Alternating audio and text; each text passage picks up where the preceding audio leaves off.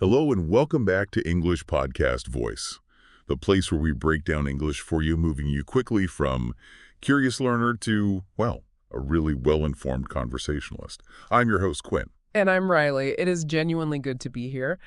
Today, we are doing a deep dive into the language of finance.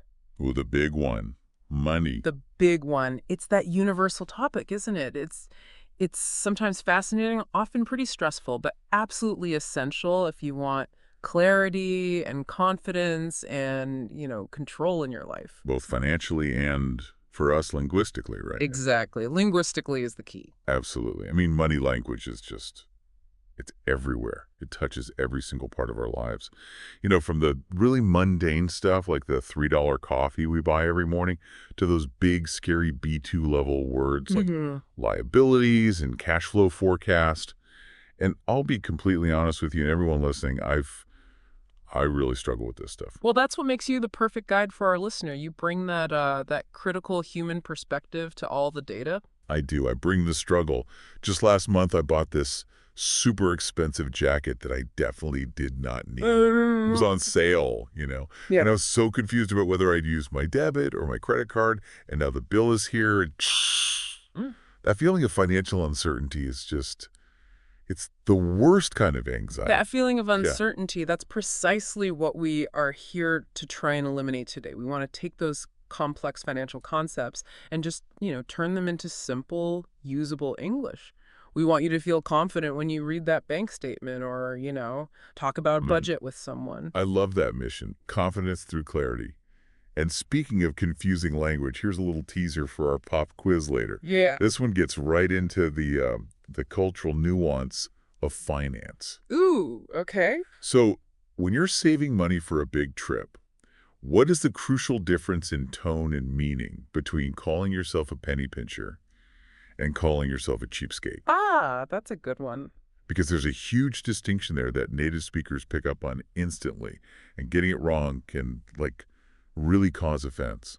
That's a fantastic distinction, and it goes right to the core of financial character and judgment, which we are definitely going to explore in depth. And for those of you aiming for those B2 technical terms, we are going to reveal the 4 absolutely essential numbers you need to know, according to high finance experts, to truly predict your future lifestyle. Only 4. Just 4 numbers. And the concepts are surprisingly simple once we break them down into plain English. Ooh, I desperately need those 4 numbers. Oh. I'm currently living in what I call blissful ignorance, which, as a financial strategy, is the opposite of planning.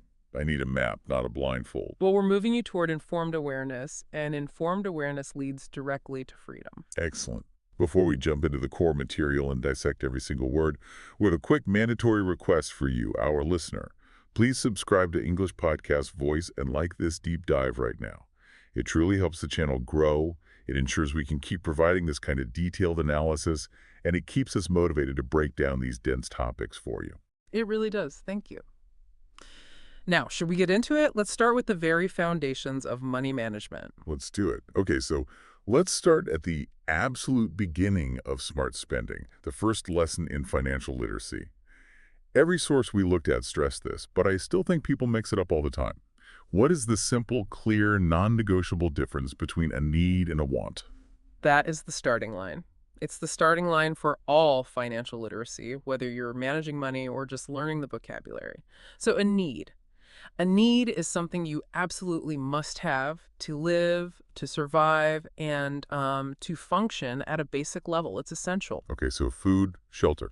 Exactly. Think food, shelter, water, basic clothing, and necessary utilities like electricity and, basic transport to get to work. So things that, if you remove them, life immediately becomes dangerous or just very, very difficult. A need is non-negotiable. Precisely. A want, on the other hand, is something you would like to have. It's nice, it's fun, it improves your quality of life, but it is not essential for survival or basic function. Okay, that makes sense. Like a new $70 video game, or spending $20 eating out at a fancy restaurant, or, buying a designer brand of clothes when a generic brand is just as warm. Exactly.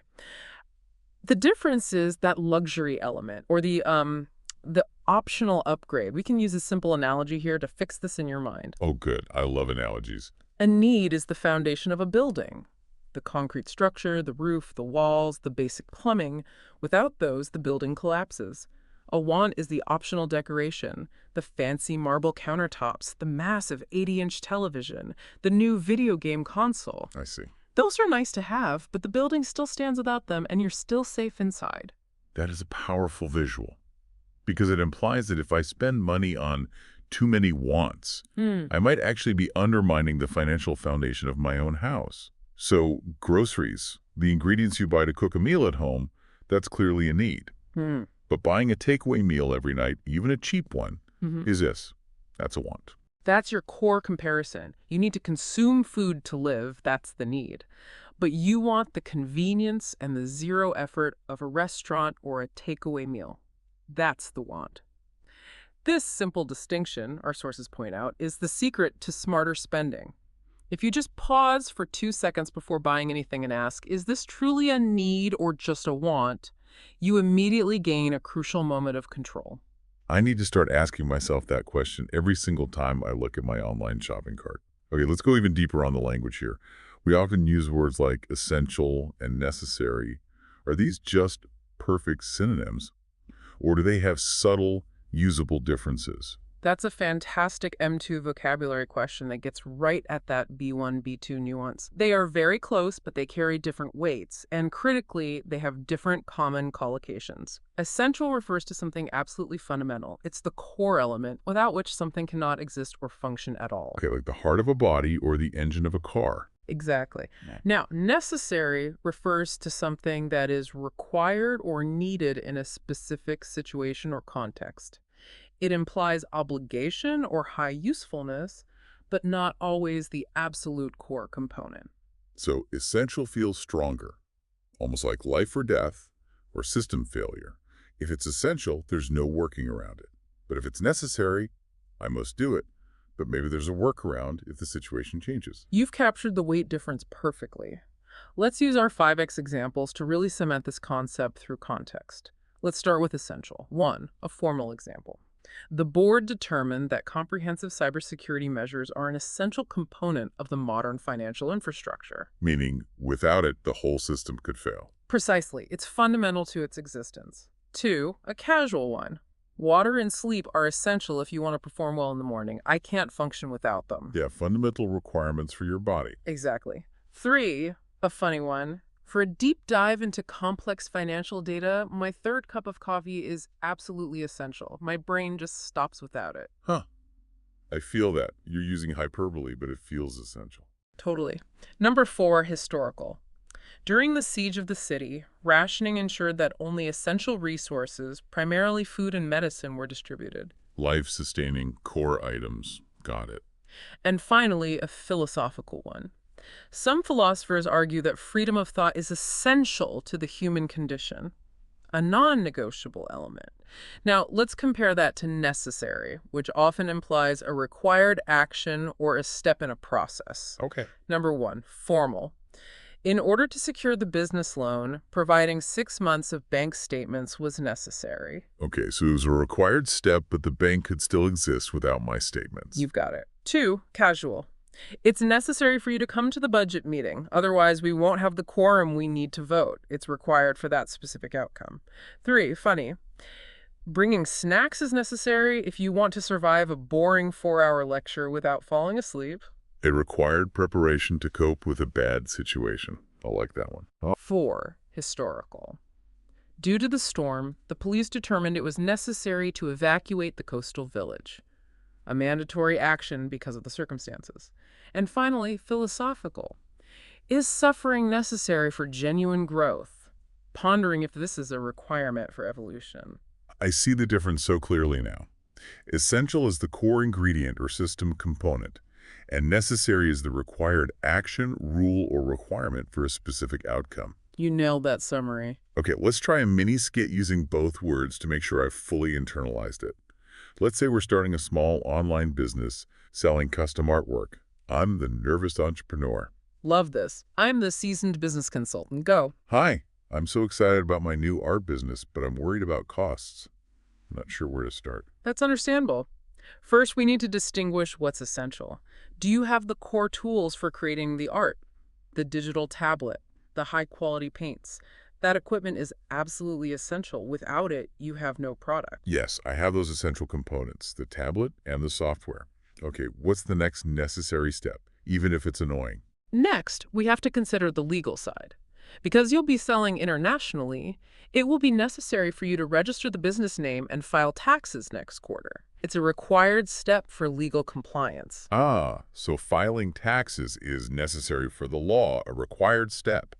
But the actual tablet is essential to make the art in the first place. Perfect. And if you want to grow, that expensive accounting software might become necessary to handle complex finances, but only a good, unique, artistic vision is essential for long-term survival. That deep dive helps immensely. Now, what about those collocations? I know they make English sound so much more natural. For essential, we frequently hear essential components, essential services like police or hospitals, essential nutrients, essential feature, and the formal noun essentiality. And for necessary. Common collocations are necessary evil, that's a good one, something bad you have to do. Yeah. Necessary steps, necessary precautions, necessary documentation, and after the phrase, if necessary. That was a fantastic, granular dissection of two words I thought were simple. Now let's move to practical banking. Our sources suggest one simple strategy to manage money better is to have two accounts. Why is having two separate bank accounts better than having just one big one? And what's the language we use for them? It's all about psychological management. It's about creating boundaries to, release the temptation to spend. If all your money, your salary, your savings, bill money, grocery money is in one big pile, it's just too easy to spend it all because you literally don't know what portion is for what. The classic, where did all my money go problem. Because the pool looked bigger than it actually was. Exactly. By separating them, you clearly define the job of each account. The two primary types are the checking account and the savings account. Let's start with the checking account. Why is it called checking? Is it because I'm always checking it? Huh. You could say that. Traditionally, it's the account used for writing checks, but now it's primarily used for immediate daily life. It's where your salary usually lands, and it funds your expenditure. That's the formal word for money going out. For rent, food, bills. Your debit card is connected right to this account. Okay, so it's the transactional or everyday account. And the savings account, what's its primary function beyond just holding money? The savings account is designed for keeping money safe for the future, and it usually earns a small amount of interest from the bank. It is the designated place for your emergency fund money for unexpected problems, or for a large, defined goal like a down payment on a house or a new car. It's money you're intentionally not supposed to touch. So the distinction is about time and frequency. Checking is, for now, daily, high frequency. Savings is for later, low frequency. We use a great analogy for this. Your checking account is like a constantly running tap. Money flows in and flows right back out quickly for daily use. It's liquid. Your savings account is like a sealed well. You put water in, you close the lid, and you leave it there until there's a serious drought, an emergency, or a big celebration. This separation helps you organize your money psychologically, and, it reduces the risk of accidentally spending your future. I understand that completely. If I see the money in my checking account, my brain just thinks, ooh, fun money, which is exactly what our sources said is a common human tendency. Okay, let's tackle the biggest point of confusion in modern financial English, the difference between debit and credit. So many learners, and honestly, so many native speakers, get them confused because they look identical. What is the crucial, absolute distinction? This is so critical, and it all comes down to one question. Whose money are you using? A debit card means you are using your own money. The transaction is instant, and the money comes directly out of your bank account. If you have zero money, the card will decline. It's your money, your limit. So debit equals real time, instantaneous, and it's exclusively my money. Correct. Now, a credit card is fundamentally different. When you use a credit card, you are borrowing money from the bank. The bank pays the seller immediately, acting as a short-term lender, and you, the cardholder, pay the bank back later via a monthly bill. So it's basically a very fast, temporary, pre-approved loan that I get instantly at the checkout. I didn't even realize I was applying for a loan when I bought that jacket. Exactly. You are taking on debt money you owe to someone else. And this brings us to the major concept that makes credit cards so dangerous: interest. That is the scary word. Explain interest clearly and simply for our B1 learners. Interest is simply the cost of borrowing money. The bank doesn't lend you money for free. They charge you a percentage on the amount you owe them. This is why credit cards are so dangerous if you don't pay the full bill on time. That percentage, the interest rate, can be incredibly high. The average rate on UK credit cards, for example, is often around 22% annually. 22%. That is an enormous price to pay for a temporary convenience. So if I borrow $100 for groceries, but only pay back the minimum $50 this month, I start paying 22% interest on the remaining $50, which means the debt starts growing, making it much harder to escape. That's precisely how the trap works. It emphasizes the absolute importance of paying your credit card bill fully and on time every time to avoid that escalating interest charge that makes everything you buy so much more expensive. This really highlights the seriousness of the verb borrowing. We need to expand on that, because clearly it has much wider usage than just asking a friend for a pen. That's right. The primary financial definition is taking money with the promise of returning it with interest. But we use it formally and idiomatically in many ways. Let's do our 5x examples for borrowing. 1. Formal. The nation's central bank had to borrow emergency funds from the international monetary community to stabilize its currency. High-level stuff. Right. 2. Casual. Hey, can I quickly borrow your phone charger? Mine died. An everyday request. 3. A funny or weird one. I tried desperately to borrow my cat's attention for 5 minutes to teach her a new trick, but she just walked away. Huh. Using it abstractly for something you can't really take? Exactly. 4. Historical. The Constitutional Assembly decided to borrow heavily from legal structures established by early Roman democracies, so taking concepts or ideas. And 5. Philosophical. Do we ever truly own our time, or are we merely borrowing it from the universe? Those examples show the huge range. The core, meaning temporary use of something owned by someone else, stays the same, but the object changes. Exactly. Now, let's apply this in an extended role play. You are the customer who just used credit impulsively, and I'm the concerned friend. Okay, I'm feeling a little smug about my new jacket. I feel rich, even if I'm not. Whoa, hold on. That is a lot of shopping bags, and they look expensive. You didn't splash out all your bill money, did you? No, I was smart. I just used the red plastic card. I bought the new jacket, some fancy groceries, this limited edition gadget. I didn't think twice about it. Felt like free money. Wait, which plastic card are we talking about? Did you use your debit card, so your money, or did you borrow money on your credit card? Because they're not the same thing. The red one with the high limit, Huh. the credit card. But I can pay the minimum amount, right? I don't have to pay it all back yet. That's the trap. That money isn't free, and the interest rate on that debt is probably 22%. Did you actually read the fine print, the small details in the contract about the interest rate if you don't pay the balance in full? The fine print. No one reads the fine print. I just saw the minimum payment due. There was only $30. I didn't think I had to pay the whole amount of the debt. I thought I could just pay $30 forever. That minimum payment is just enough to keep the bank happy and to keep you on the hook, constantly racking up high-interest debt. You are borrowing $500, and that interest will quickly make that jacket cost $600. You have to treat that credit card like a last resort, not free money. Wow, that shifts my perspective entirely. I thought I was being responsible, but I was just delaying a much bigger problem. I'll check the fine print immediately and see what I truly owe. That's the key takeaway. Control starts with knowing what you truly own versus what you've merely borrowed. So quickly, what are the collocations and nuances for borrowing? Beyond borrow money, you frequently hear borrow time, meaning to take extra time for something. Also borrow a phrase to use someone else's saying. And the critical noun form is debt, which is the money you owe. And that word carries a heavy, serious feeling in English, especially when you're talking about financial struggle. Okay, moving on to strategy. The word budget. It sounds so dull, so restrictive. It sounds like someone telling me I can't have fun anymore.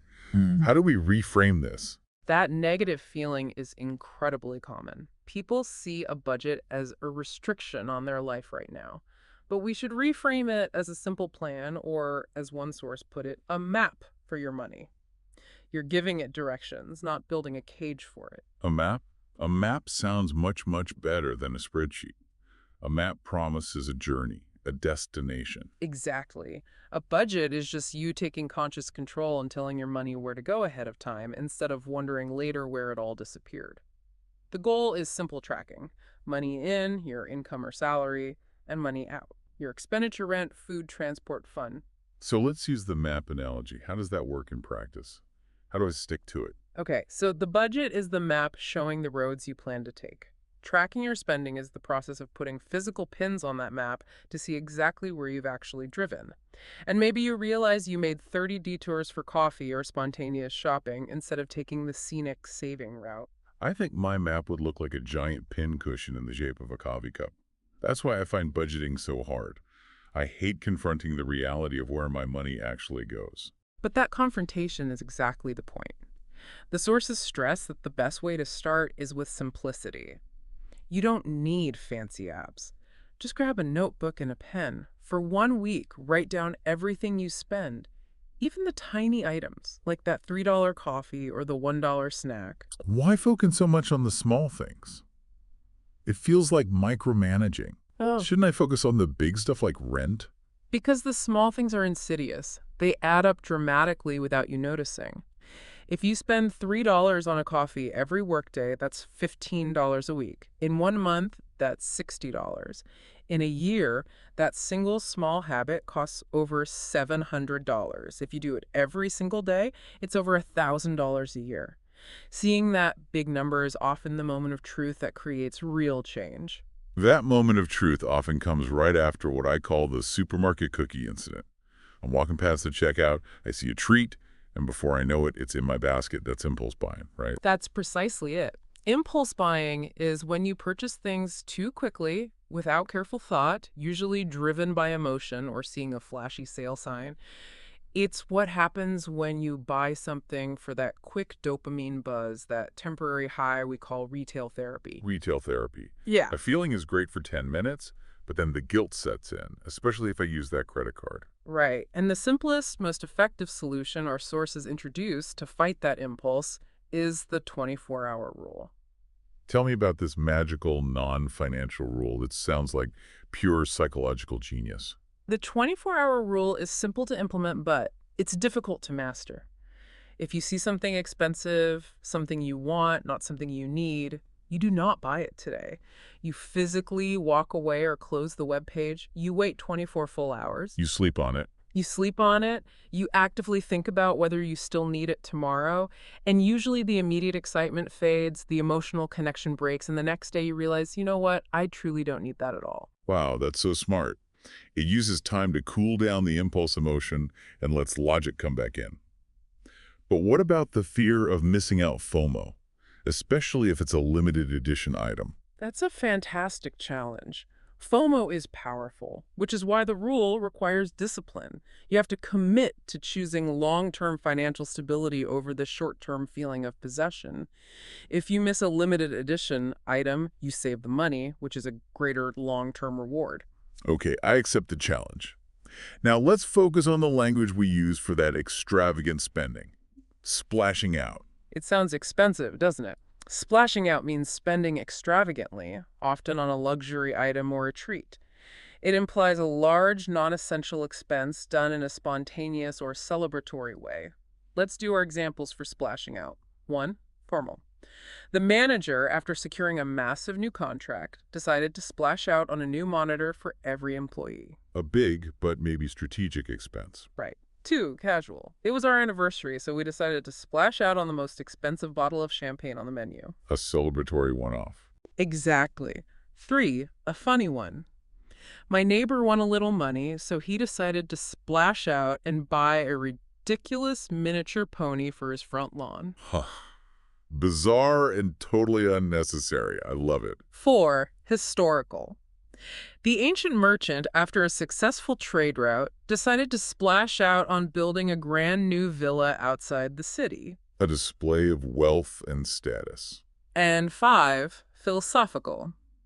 Perhaps the ability to splash out on rare shared experiences, like a family trip rather than on things, is a better measure of a life well lived. That helps put it in context. It's usually positive when it's a rare treat, but negative if it happens every week. Exactly. It's all about balance. Let's role play the 24-hour rule. I want a new gadget immediately, and I'm making excuses. Okay, I'm your responsible friend. You're in the electronics store, your hands are vibrating, your credit card is burning a hole in your pocket. Go. Look at this new gadget. It's amazing. It's the highest spec model. It's only $400, and they only have 5 left. It will absolutely change my life. I'm going to splash out on it right now. Hold on, hold on. Wait 24 hours. Remember the rule. Is this a need or a want? You already have a perfectly good phone and a laptop at home. This is an optional upgrade. But the camera is slightly better, and it's limited edition. If I wait, it will be gone forever. I don't want to regret missing it. Let's manage that fear. If it sells out, so be it. That just means you save $400. You were trying to be a smart spender and save towards that big travel goal. Give yourself one night to cool down. But if I wait, I lose the ability to show off the new tech to my friends tomorrow. I need that immediate gratification. I feel like I deserve this. You do deserve a treat, but not a high-interest debt that causes anxiety later. Go home, look up the device's reviews. If you still feel this strongly about it tomorrow morning, we can talk. But right now, step away from the cash register. Ugh. Fine. I hate that you're right. I will try the rule, but I'm doing it reluctantly. I'll walk away. Okay, fast forward 24 hours. How are you feeling about the gadget now? Did the impulse pass? You know what? I spent 2 hours researching it, and I realized I don't really need that small upgrade. The current version is fine. It would have been a pure impulse buy that would have caused debt stress. Yeah. I feel so much better about saving the money now. The 24 hours broke the spell. See, control. Yeah. You just chose long-term security over short-term pleasure. I did. Yeah. So what about collocations related to saving and spending? We use phrases like shopping list, which is crucial to avoid impulse buys and look for sales or discounts. And remember the power of consistency. Saving just $5 a day becomes $1,800 a year. Small changes make a huge difference. That leads perfectly into the emotional side of this. Why does saving often feel like such a chore, like a punishment? I have to deny myself something fun right now. It feels like a chore because when you save without a specific defined goal, it just feels like you're losing something. You're losing the ability to buy that treat today, and you don't even know why. It feels like self-denial. So how do we fix that feeling and make saving feel like winning? You give the money a job, a purpose, a destination. Saving absolutely needs a goal. A clear, attractive reason to save, like that vacation, that new bicycle, a down payment on a house. A goal transforms saving from losing something now to gaining something much better later. So the goal acts as a powerful, positive motivator, justifying the short-term sacrifice. Absolutely. Think of it with another analogy. The saving goal is the magnet pulling the money toward it. Without that magnet, the money is lost to gravity, the gravity of immediate spending. When you clearly visualize that new bicycle, the future reward becomes more attractive than the immediate satisfaction of buying some unnecessary item. That makes the choice so much easier. It turns saving into an exciting waiting game. Yes, and our sources recommend making that goal visible. Create a physical reminder. Maybe it's a physical bicycle jar or a dream jar where you put your coins, and put a big, colorful picture of the goal on the wall above your desk. Every time you see that image, you reinforce the positive choice you're making. I'm starting my bicycle jar tonight. I'm going to put a picture of a really expensive fast road bike right above my computer. Okay, we talked about savers and spenders, but English has so many colorful words to describe these financial personalities. What are the key idioms we should know? This is where language gets fascinating, because we have terms that imply respect and terms that imply serious moral judgment. On the side of Sayers people careful with money, we have a gradient. First, a penny pincher. This is someone very careful, almost obsessively so. This term is generally neutral or maybe slightly negative. It implies intense caution, but they're usually financially responsible. Okay. Then you have stingy. This is purely negative. It means they're reluctant to spend or give money, implying they have it, but are selfishly unwilling to share it. And a cheapskate. Similar to stingy, a cheapskate actively dislikes spending money, especially on others. They might avoid costs, even when it's socially expected, like splitting a dinner bill. Ah. So a penny pincher might be calculating for their own future, but a cheapskate might refuse to split the bill at dinner, making everyone else pay more. That's the key. One is careful with self, the other is mean to others. Exactly. A penny pincher might be respected for their discipline, but a cheapskate is judged negatively. When these people save, we often say their money is stashed away hidden or saved secretly. Okay, and what about the spenders? On the side of spenders, the language shifts to recklessness. You have a spendthrift, someone who spends carelessly or wastefully, a negative term. A big spender spends large amounts frequently. A high roller usually spends large, risky amounts, like in a casino. And then there's generous to a fault, someone who is overly generous, often to their own financial harm. That spectrum is incredibly useful. Let's focus on the purely negative one, stingy. We need to understand the social weight of that word. Stingy is a powerful adjective used to criticize someone for being ungenerous or mean with money. It implies a moral judgment about their selfishness. Let's do our examples for stingy. 1. Formal. The board faced criticism for being stingy with employee bonuses, despite reporting enormous profits. A formal criticism of a company being ungenerous. Right. 2. Casual. Don't be so stingy with the salad dressing, there's plenty left. So it can be about any resource, not just money. 3. A funny one. My neighbor is so stingy, he reuses his birthday wrapping paper until it literally disintegrates. An exaggeration of frugality to the point of being ridiculous. Exactly. 4. Historical. The king's widely known stinginess regarding relief funds after the drought led to a rebellion. And 5. Philosophical. To live a life defined by stinginess is perhaps to suffer from a poverty of spirit regardless of one's material wealth. That clearly shows that stingy is almost always a negative term. It's a judgment on someone's character. It is. Let's role-play a family dynamic using these terms. I'll be the neutral third person trying to mediate. Okay. I'll play Frank the penny pincher, and you can respond to him talking about our younger brother Jack, the spendthrift. Hey Frank, how are you? I saw Jack bought a brand new luxury camera and a matching drone. As Frank, scoffing Jack, the reckless spendthrift, of course he did. He never thinks twice about spending money, does he? He's always spending, spending, spending, while I'm carefully pinching pennies to build up my savings for a flat. He's irresponsible. Well, he is definitely a big spender when it comes to his hobbies. But Frank, when we go out, he's never stingy. He's often generous to a fault, paying for everyone's dinner. That's the problem. He's generous to a fault because he doesn't respect budgeting. That money should be saved, stashed away in a secure place, not buying everyone drinks. I have to be a penny pincher because someone in this family has to be sensible. Frank, I appreciate your caution, but maybe you should try to splash out on yourself once in a while. You're such an intense penny pincher that I worry you're not enjoying the present. I am being careful. There is a huge difference between being careful and being reckless. I don't want to become a deadbeat who owes money to everyone. Wow, I see the dynamic perfectly. The language really defines the tension between financial personalities. Speaking of which, our sources mention a fascinating cultural contrast. The idea that money is a profound taboo topic in the UK, unlike in the US, where wealth is often celebrated. This is a major cultural difference. In Britain, talking openly about how much you earn or how much something costs is often seen as deeply vulgar and crass. It's impolite. The expectation is to be extremely modest about your financial situation and to keep it under wraps, to keep it secret. So if I, a learner, ask a new friend in the UK, how much money do you make? What happens? They'll probably squirm a little, shift uncomfortably. They'll give an awkward laugh and immediately change the subject to the weather or football. There's a strong, unspoken social rule. You can be rich, but you shouldn't act rich. You shouldn't be flashy.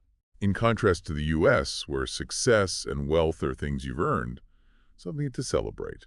So what happens if you break the British rule and are too obvious about your wealth. That's where the language of judgment comes in. If you flaunt your money, if you show it off in an arrogant or excessive way, people will likely roll their eyes at you and use intensely negative criticism. Let's do an M2 dive on that negative verb, flaunt, and the amazing idiom that goes with it, rubbing everyone's nose in it. Flaunt means to display something ostentatiously, to provoke envy or admiration, and it always implies arrogance or bad taste. Let's do the examples for flaunt. 1. Formal. The corporation was accused of flaunting its wealth by hosting an expensive party just weeks after announcing layoffs. And sensitive display. Exactly. 2. Casual. She keeps flaunting that massive new diamond ring every time we go out. It's getting really annoying. Everyday criticism. 3. Funny. The politician managed to flaunt his new bright purple suit even while discussing the national debt. A ridiculous misplaced display. 4. Historical. The victorious general made a point of flaunting the captured gold during his triumphal procession, a display of power. And 5. Philosophical. Quote, the ability to possess great wealth without the urge to flaunt it is the true sign of quiet confidence. That makes it very clear. Flaunt is not just showing, it's showing arrogantly. And that leads right to the idiom, rubbing everyone's nose in it. What does that phrase imply about the person's intent? It means showing off wealth in a way that is highly annoying, insensitive, or deliberately makes other people feel bad about their own situation. If you drive a very loud, expensive sports car through a village struggling with poverty, you are definitely rubbing everyone's nose in it. It implies a deliberate, aggressive lack of sensitivity. Absolutely. And for collocations, we most commonly hear flaunt wealth, flaunt credentials, showing off qualifications, and sometimes flaunt rules, deliberately breaking rules publicly. The tone is always one of disapproval. Okay, let's move into the high-level language we teased earlier. If we want to move beyond daily budgeting to serious, long-term planning, what are those 4 key numbers for a lifetime cash flow forecast? This vocabulary is essential B2 knowledge. To create a lifetime cash flow forecast, a projection of how much money you can expect to have in the future, you need 4 primary numbers. Lay them out for us. They are 1. Income, money coming in. 2. Expenditure, money going out. And then the big ones. 3. Assets, the cash value of things you own. And 4. Liabilities, the money that you owe to others. These 2 assets and liabilities are definitely B1, B2 level. Why are they so important to understand beyond just money in and money out? Because they represent the fundamental balance sheet of your entire life, your net worth. They move beyond daily tracking to include the long-term structural value of everything you possess, assets, and everything you owe, liabilities. Understanding their relationship is crucial to making big life decisions. Okay, let's do a full M2 dive on assets and liabilities. Define assets first with extreme depth. Assets are items of economic value owned by an individual or company that can, in theory, be converted into cash. They are possessions or resources that represent a positive financial standing. So things that are working for you, increasing your financial freedom. Correct. They are building your wealth. Let's do 5 examples of assets. 1. A house or property. This is often called a fixed asset. 2. Your savings account balance. This is a liquid asset. 3. Investments.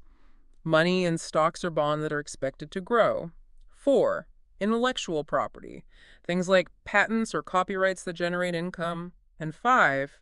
A classic car or high-value art. Personal possessions that can be sold for cash. Now, what are liabilities? The opposite, I assume? The exact opposite. Liabilities are what you owe to others. They represent a financial obligation or debt that must be paid back.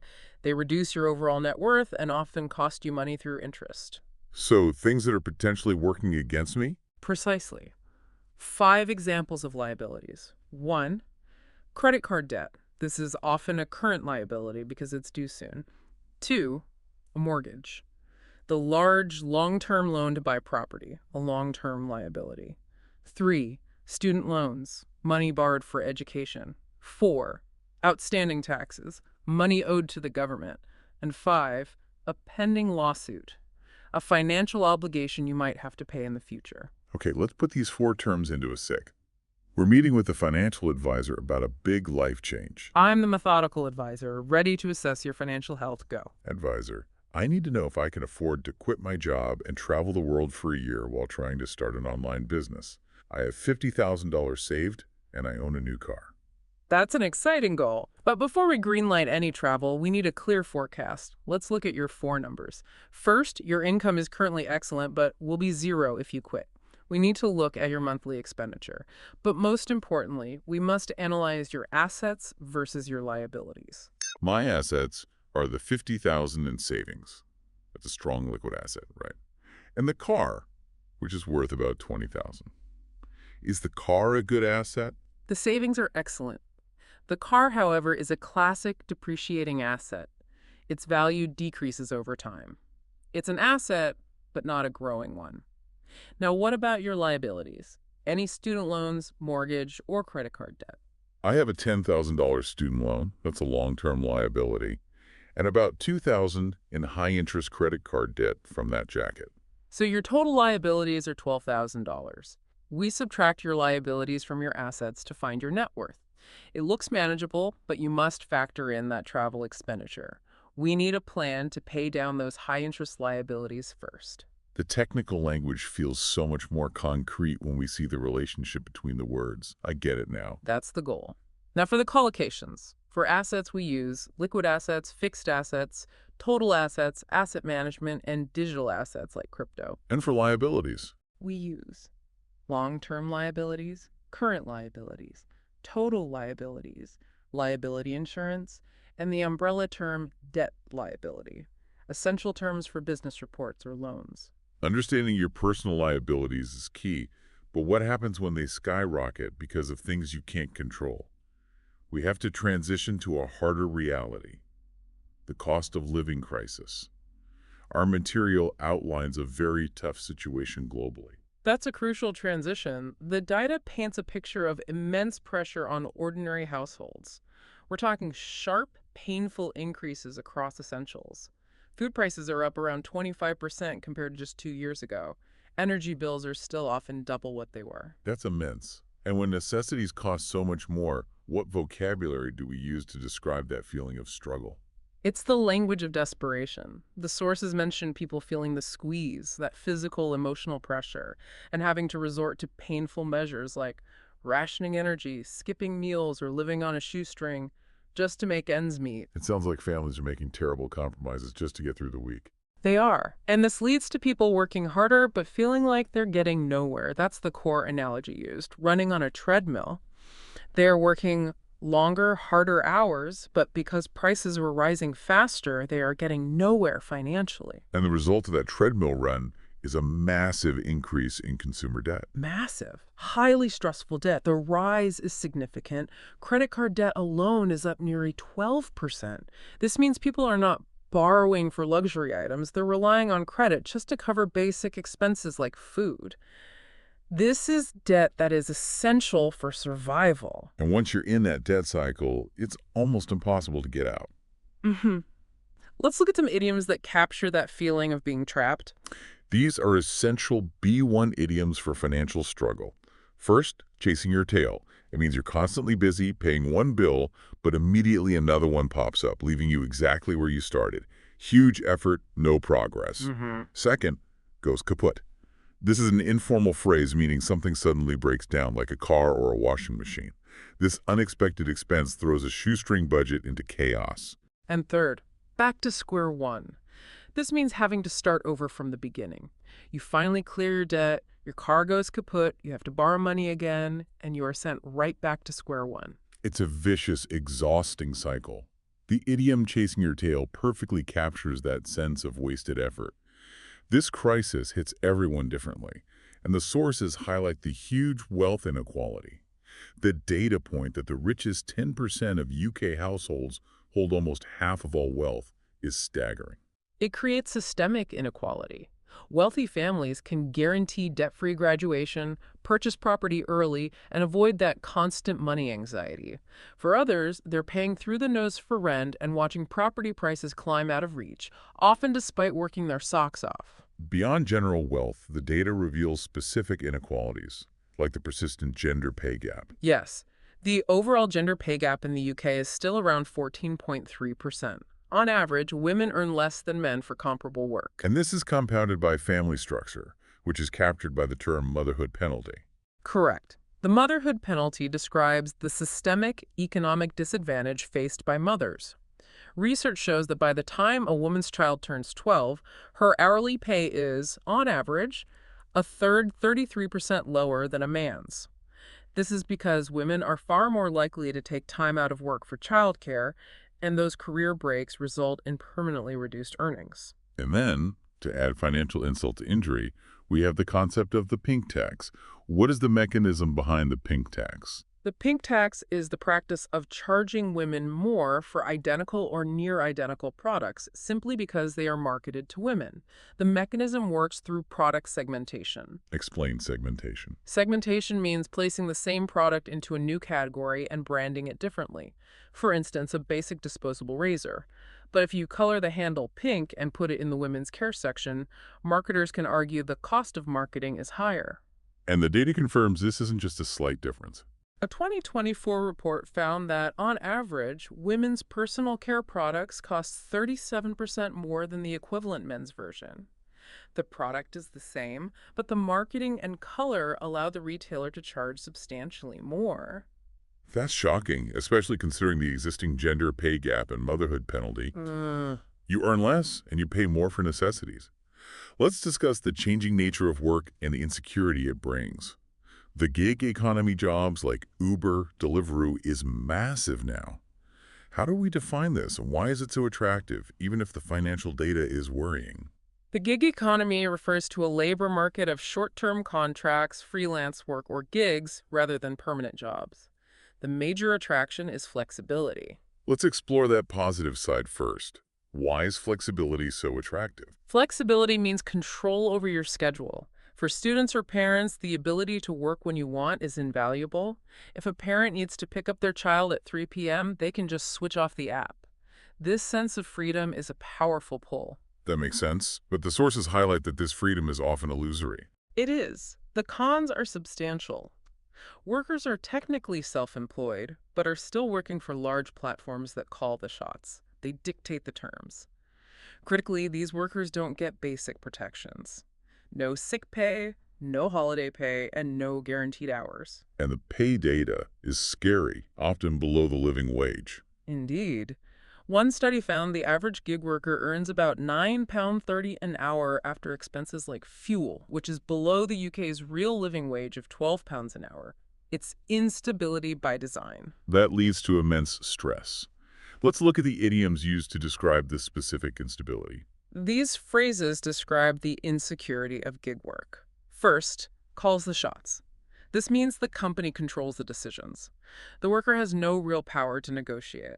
Second, twiddling your thumbs. This means waiting around with nothing to do. Gig workers might be busy one week, then twiddling their thumbs the next, earning zero income for hours. And third, work dries up. This means the source of income or job suddenly stops or decreases severely. If the work dries up, you have no income and your savings run out quickly. So what looks like freedom is ultimately a highly unstable environment where the company always gets to call the shots. We spent a lot of time on struggle and debt, so let's end on a more philosophical note. The big question: does money buy happiness? Our source mentioned the £75,000 threshold. The research provides a nuanced answer. Money absolutely buys security and freedom up to a point, often cited around £75,000 annually. This money covers your basic needs and gets you out of bad situations. It buys relief from chronic financial stress, which is a major component of happiness. So it buys happiness by eliminating the negative, eliminating stress and worry. Exactly. But after that threshold, happiness stops rising in proportion to wealth. You might get a nicer car, but your day-to-day sense of fulfillment doesn't increase much. In fact, if you focus too much on accumulating money after this point, studies show you can feel less satisfied because you're constantly chasing more. That leads right back to the trap of consumerism, people trying to buy emotional fulfillment with material goods. Yes. Society constantly tells us we need the newest thing to be happy. This leads to what we call retail therapy. Define retail therapy. Because it sounds like a positive term for a negative habit. Retail therapy is shopping specifically to improve your mood or relieve stress. As we noted, buying something releases dopamine, giving you a temporary buzz and a fleeting sense of control. But that buzz doesn't last, and the guilt comes back. It creates a vicious cycle. You buy to feel better, then you feel guilty for spending money, then you buy again to cheer yourself up from the guilt. It's also dangerously tied to our self-worth, isn't it? If I can't afford the designer brand, I feel like less of a person. Highly so. Consumerism has become tied to self-worth, where people define themselves by what they own or the expensive experiences they flaunt on social media. They get into debt just to keep up appearances. That gives money far too much power over our internal sense of self. The core analogy must be remembered. Money is simply a tool, not the goal. It should serve you. You should never feel like you are serving your money or your debt. The things that truly build lasting happiness are memories, experiences, and time with loved ones, not the expensive stuff you got. I think our deep relationship with money is often inherited. I grew up with my parents constantly telling me, turn the lights off, electricity won't pay for itself. Those lessons stick. They absolutely do. Your upbringing shapes whether you are cautious or fearful about money. If you grew up where money was always tight, where parents were scraping by, you likely developed a fear of debt. And the current economic climate is creating a huge amount of chronic money anxiety for younger generations. Particularly Gen Z and millennials. They are under massive pressure to hustle and feel constantly like they are falling behind. They see the pressure to save for a deposit on a house while rents eat up their income. They feel collective guilt if they aren't working 24/7. And they have a legitimate reason to feel anxious when we compare their financial reality to the older generation, the boomers. That comparison shows the structural shift. Boomers could often buy a house on one salary and had stable jobs. Today's younger generation is working longer hours, is more educated, yet they still face sky-high rents, job insecurity, and stagnant wages. So they feel like the system is stacked against them, even when they do everything right, creating that constant need to hustle just to stay afloat and avoid chasing their tail. That's the source of the chronic anxiety, the sense that hard work doesn't automatically pay off, leading to psychological exhaustion. This has been incredibly detailed. Before we wrap up, let's tackle some classic language mistakes intermediate learners often make when discussing money. These are important distinctions to make your English sound more precise and natural. Here's a real-world question I've heard. Can I say my brother is a penny pincher because he won't pay the rent on time, and now he owes me money? That's a crucial misuse. No, you shouldn't use penny pincher here.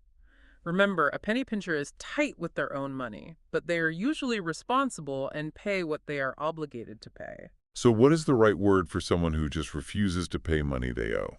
If he doesn't pay what he owes, he is simply irresponsible. Or if it's chronic, he is a deadbeat. A deadbeat is an insulting term for someone who habitually avoids paying their debts.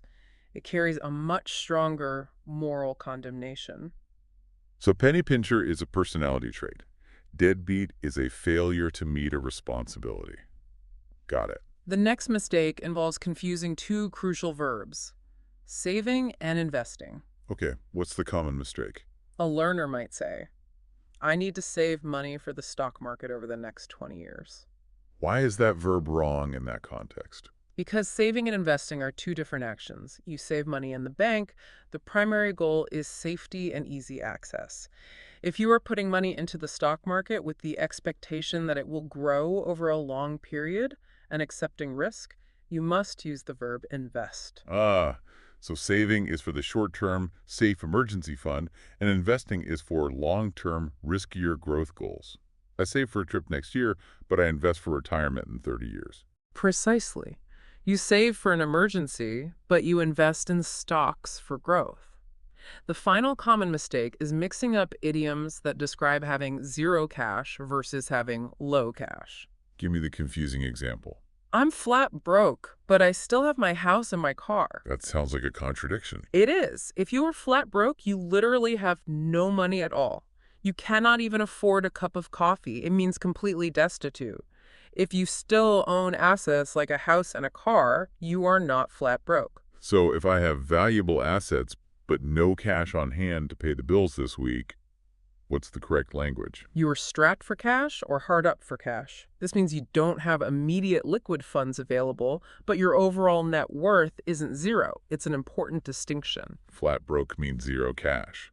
Strapped for cash means temporary cash flow problems. That clarity is so helpful. It's time to check what stuck with you. Quinn and you, our listener, let's dive into the pop quiz. I am ready. Bring it on. Question 1. What is the specialized B2 term for the value of your possessions, like a car, property, or money in your savings account? That was one of the 4 key numbers. Yes. That term is assets. Correct. Assets. They work for you. Yes. Question 2. What is the idiom for when someone spends money carelessly and wastefully, often implying they have much more than they need? That is having money to burn. Spot on. Question 3. What psychological rule involving waiting helps you avoid impulse buying? That's the simple trick that saved me $400, the 24-hour rule. Excellent. You delay the purchase of a want for 24 hours. Question 4. If a woman is charged more for an identical razor simply because it's pink, what is that systemic discriminatory cost called? That is the pink tax. Absolutely. A key term for discussing social finance. Final question. What verb describes putting money into stocks with the expectation that its value will grow over a long period? That is the crucial distinction from saving. That verb is invest. 5 out of 5. You crushed it, and hopefully our listener did too. That felt fantastic. Yeah.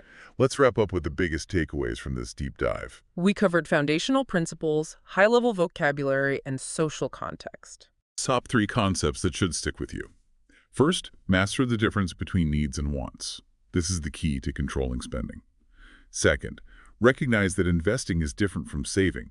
One is for safety, the other for risk and growth. And third, always give your money a goal. And here are the top 5 words we dissected today. Expenditure, money going out; liabilities, money you owe; impulse buying, buying without thinking; flaunt, to show off arrogantly; and the idiom, chasing your tail. Powerful words for powerful concepts. Now, for you, our listener, here is your micro challenge for tonight. Don't wait. Make a small, realistic saving goal, even just $100 for some shoes, and start a dream jar with your spare coins. Just start. Remember that confidence in the language of finance gives you control, and control ultimately gives you freedom in language and in life. This was such a fascinating deep dive. I feel so much more knowledgeable about my own finances now. We are so glad you joined us. If you enjoyed this deep exploration, please give us a like and hit that subscribe button right now. I am Quinn. See you next time. And I'm Riley. Bye. Remember, knowledge gives you control, and control gives you freedom.